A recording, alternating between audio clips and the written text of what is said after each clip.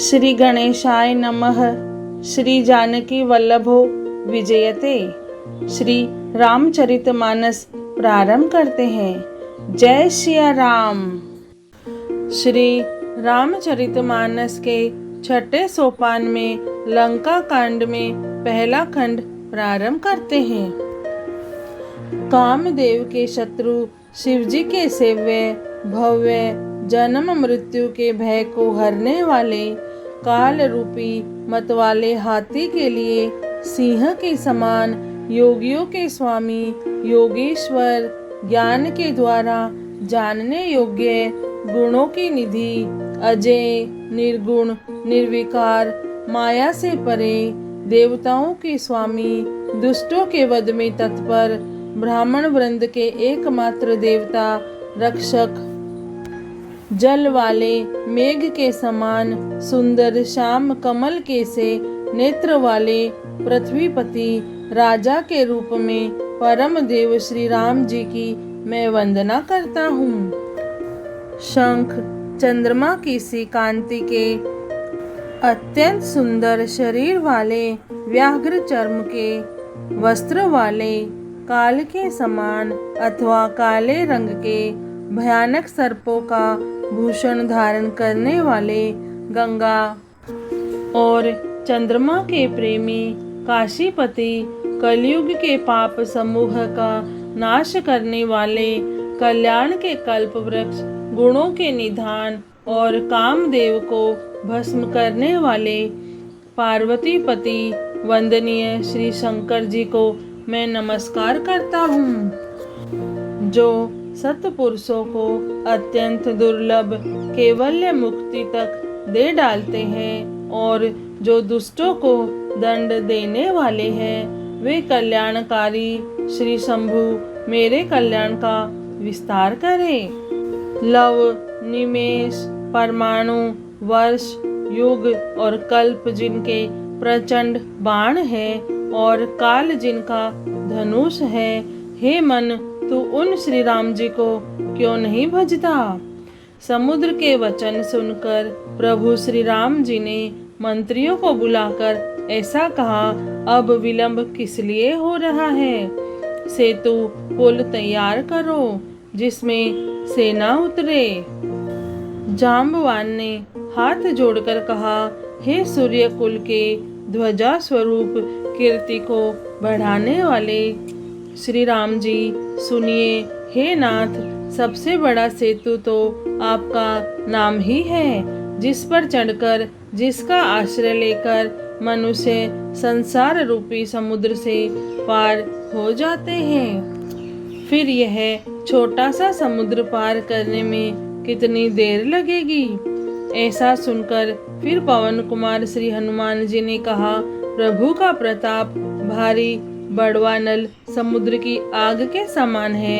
इसने पहले समुद्र के जल को सोख लिया था, परंतु आपके शत्रुओं की स्त्रियों के आंसुओं की धारा से यह फिर भर गया और उसी से खारा भी हो गया। हनुमान जी की यह अतियुक्ति अलंकार पूर्ण युक्ति सुनकर वानर श्री रघुनाथ जी की ओर देखकर हर्षित हो गए। जाम्बवान ने नल नील दोनों भाइयों को बुलाकर उन्हें सारी कथा कह सुनाई और कहा, मन में श्री राम जी के प्रताप को स्मरण करके सेतु तैयार करो। राम प्रताप से कुछ भी परिश्रम नहीं होगा। फिर वानरों के समूह को बुला लिया और कहा, आप सब लोग मेरी कुछ विनती सुनिए। अपने हृदय में श्री राम जी के चरण कमलों को धारण कर लीजिए और सब भालू और वानर एक खेल कीजिए। विकट वानरों के समूह आप दौड़ जाइए और वृक्षों तथा पर्वतों के समूह को उखाड़ लाइए। यह सुनकर वानर और भालू हु हुंकार करके और श्री रघुनाथ जी के प्रताप समूह की अथवा प्रताप के पुंज श्री राम जी की जय पुकारते हुए चले। बहुत ऊंचे ऊंचे पर्वतों और वृक्षों को खेल की तरह ही उखाड़कर उठा लेते हैं और ला लाकर नल नील को देते हैं। वे अच्छी तरह गढ़कर सुंदर सेतु बनाते हैं। वानर बड़े बड़े पहाड़ ला लाकर देते हैं और नल नील उन्हें गेंद की तरह ले लेते हैं। सेतु की अत्यंत सुंदर रचना देखकर कृपा सिंधु श्री राम जी हंसकर वचन बोले, यह यहाँ की भूमि परम रमणीय और उत्तम है। इसकी असीम महिमा वर्णन नहीं की जा सकती। मैं यहाँ शिव जी की स्थापना करूँगा। मेरे हृदय में यह महान संकल्प है।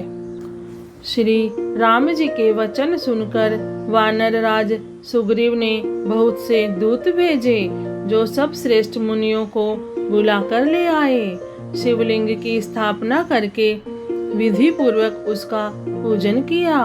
फिर भगवान बोले, शिव जी के समान मुझको कोई दूसरा प्रिय नहीं है। जो शिव से द्रोह रखता है और मेरा भक्त कहलाता है, वह मनुष्य स्वप्न में भी मुझे नहीं पाता। शंकर जी से विमुख होकर विरोध करके जो मेरी भक्ति चाहता है, वह नरकगामी मूर्ख और अल्प बुद्धि है। जिनको शंकर जी प्रिय है, परंतु जो मेरे द्रोही है एवं जो शिव जी के द्रोही है, जो मेरे दास बनना चाहते हैं, वे मनुष्य कल्प भर घोर नरक में निवास करते हैं। जो मनुष्य मेरे स्थापित किए हुए इन रामेश्वर जी का दर्शन करेंगे, वे शरीर छोड़कर मेरे लोक को जाएंगे। और जो गंगा जल लाकर इन पर चढ़ावेगा, वह मनुष्य सायुज्य मुक्ति पावेगा, अर्थात मेरे साथ एक हो जाएगा। जो छल छोड़कर और निष्काम होकर श्री रामेश्वर जी की सेवा करेंगे, उन्हें शंकर जी मेरी भक्ति देंगे। और जो मेरे बनाए सेतु का दर्शन करेगा, वह बिना ही परिश्रम संसार रूपी समुद्र से तर जाएगा।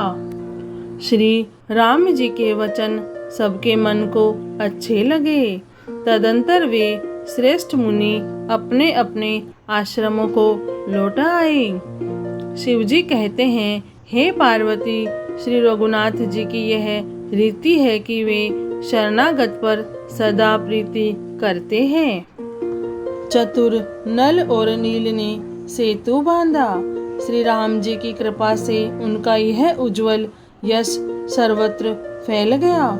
जो पत्थर आप डूबते हैं और दूसरों को डुबो देते हैं, वे ही जहाज के समान स्वयं तैरने वाले और दूसरों को पार ले जाने वाले हो गए हैं।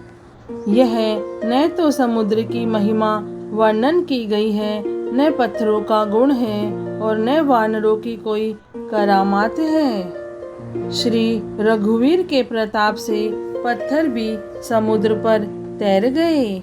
ऐसे श्री राम जी को छोड़कर जो किसी दूसरे स्वामी को भजते हैं, वे निश्चय ही मंदबुद्धि है। नल नील ने सेतु बांधकर उसे बहुत मजबूत बनाया।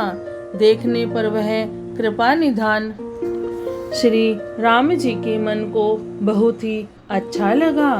सेना चली जिनका कुछ वर्णन नहीं हो सकता। योद्धा वानरों के समुदाय गरज रहे हैं।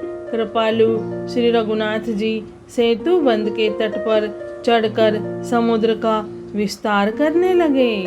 करुणाकंद करुणा के मूल प्रभु के दर्शन के लिए सब जलचरों के समूह प्रकट हो गए, जल के ऊपर निकल आए। बहुत तरह के मगर, नाग, घड़ियाल, मच्छ और सर्प थे, जिनके 100 योजन के बहुत बड़े विशाल शरीर थे। कुछ ऐसे भी जंतु थे जो उनको भी खा जाए। किसी किसी के डर से तो वे भी डर रहे थे। वे सब वैर विरोध भूलकर प्रभु के दर्शन कर रहे हैं, हटाने से भी नहीं हटते। सबके मन हर्षित है सब सुखी हो गए। उनकी आड़ के कारण जल नहीं दिखाई पड़ता। वे सब भगवान का रूप देखकर आनंद और प्रेम में मगन हो गए। प्रभु श्री रामचंद्र जी की आज्ञा पाकर सेना चली। वानर सेना की विपुलता, अत्यधिक संख्या को कौन कह सकता है। सेतु बंध पर बड़ी भीड़ हो गई। इससे कुछ वानर आकाश मार्ग से उड़ने लगे और दूसरे कितने ही जलचर जीवों पर चढ़ चढ़कर पार जा रहे हैं। कृपालु श्री रघुनाथ जी तथा लक्ष्मण जी दोनों भाई ऐसा कौतुक देखकर हंसते हुए चले। श्री रघुवीर सेना सहित समुद्र के पार हो गए। वानरों और उनके सेनापतियों की भीड़ कहीं नहीं जा सकती। प्रभु ने समुद्र के पार डेरा डाला और सब वानरों को आज्ञा दी कि तुम जाकर सुंदर फल मूल खाओ। यह सुनते ही रीछ वानर जहां तहां दौड़ पड़े। श्री राम जी के हित सेवा के लिए सब वृक्ष ऋतु कुऋतु समय की गति को छोड़कर फल उठे। वानर भालू मीठे मीठे फल खा रहे हैं, वृक्षों को हिला रहे हैं और पर्वतों के शिखरों को लंका की ओर फेंक रहे हैं। घूमते फिरते जहाँ कहीं किसी राक्षस को पा जाते हैं तो सब उसे घेर कर खूब नाच नचाते हैं और दांतों से उसके नाक कान काटकर प्रभु का सुयश कहकर अथवा कहलाकर तब उसे जाने देते हैं। जिन राक्षसों के नाक और कान काट डाले गए उन्होंने रावण से सब समाचार कहा। समुद्र पर सेतु का बांधा जाना कानों से सुनते ही रावण घबराकर 10 मुखों से बोल उठा। वन निधि, नीर निधि, जलधि, सिंधु, वारिस, तोय निधि, कंपति, उद्धधि, पयोधि, नदीश को क्या सचमुच ही बांध लिया। फिर अपनी व्याकुलता को समझकर ऊपर से हंसता हुआ भय को भुलाकर रावण महल को गया। जब मंदोदरी ने सुना कि प्रभु श्री राम जी आ गए हैं और उन्होंने खेल में ही समुद्र को बंधवा लिया है, तब वह हाथ पकड़कर पति को अपने महल में लाकर परम मनोहर वाणी बोली। चरणों में सिर नवाकर उसने अपना आंचल पसारा और कहा, हे प्रियतम, क्रोध त्याग कर मेरा वचन सुनिए। हे नाथ, वैर उसी के साथ करना चाहिए जिससे बुद्धि और बल के द्वारा जीत सके। आप में और श्री रघुनाथ जी में निश्चय ही कैसा अंतर है, जैसा जुगनू और सूर्य में है। जिन्होंने विष्णु रूप से अत्यंत बलवान मधु और केटव दैत्य मारे और वाराह और नरसिंह रूप से महान शूरवीर दिति के पुत्रों हिरण्याक्ष और हिरण्यकश्यपु का संहार किया, जिन्होंने वामन रूप से बलि को बांधा और परशुराम रूप से सहस्रबाहु को मारा, वे ही भगवान पृथ्वी का भार हरण करने के लिए राम रूप में अवतीर्ण प्रकट हुए हैं। हे नाथ, उनका विरोध न कीजिए, जिनके हाथ में काल, कर्म और जीव सभी है। श्री राम जी के चरण कमलों में सिर नवाकर उनकी शरण में जाकर उनको जानकी जी सौंप दीजिए और आप पुत्र को राज्य देकर वन में जाकर श्री रघुनाथ जी का भजन कीजिए। हे नाथ, श्री रघुनाथ जी तो दीनों पर दया करने वाले हैं। सम्मुख शरण जाने पर तो बाघ भी नहीं खाता। आपको जो कुछ करना चाहिए था वह सब आप कर चुके। आपने देवता, राक्षस तथा चर अचर सभी को जीत लिया। हे दशमुख, सत्यजन ऐसी नीति कहते हैं कि चौथेपन बुढ़ापे में राजा को वन में चला जाना चाहिए। हे स्वामी, वहाँ वन में आप उनका भजन करिए जो सृष्टि के रचने वाले, पालने वाले और संहार करने वाले हैं। हे नाथ, आप विषयों की सारी ममता छोड़कर उन्हीं शरणागत पर प्रेम करने वाले भगवान का भजन करिए, जिनके लिए श्रेष्ठ मुनि साधन करते हैं और राजा राज्य छोड़कर वैरागी हो जाते हैं। वही कौशलाधीश श्री रघुनाथ जी आप पर दया करने आए हैं। हे प्रियतम, यदि आप मेरी सीख मान लेंगे तो आपका अत्यंत पवित्र और सुंदर यश तीनों लोकों में फैल जाएगा।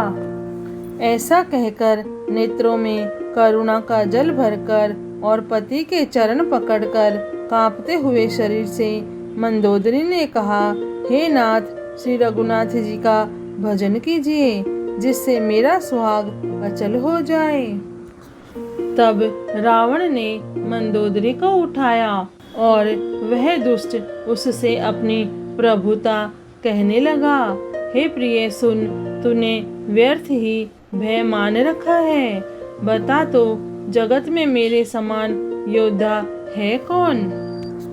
वरुण, कुबेर, पवन, यमराज आदि सभी दिक्पालों को तथा काल को भी मैंने अपनी भुजाओं के बल से जीत रखा है। देवता, दानव और मनुष्य सभी मेरे वश में हैं। फिर तुझको यह भय किस कारण उत्पन्न हो गया?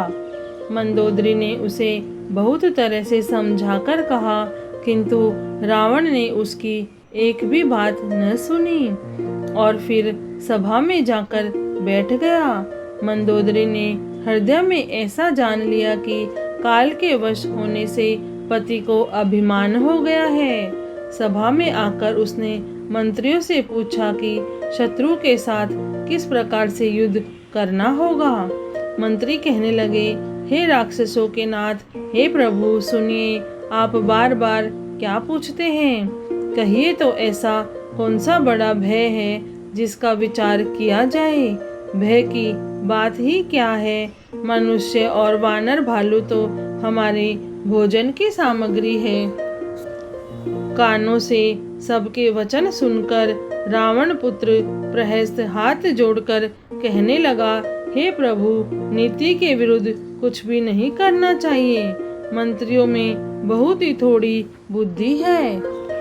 ये सभी मूर्ख खुशामदी मंत्री ठकुर सुहाती मुँह देखी कह रहे हैं। हे नाथ, इस प्रकार की बातों से पूरा नहीं पड़ेगा।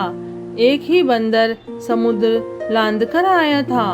उसका चरित्र सब लोग अब भी मन ही मन गाया करते हैं, स्मरण किया करते हैं। उस समय तुम लोगों में से किसी को भूख न थी। बंदर तो तुम्हारा भोजन ही है, फिर नगर जलाते समय उसे पकड़कर क्यों नहीं खा लिया?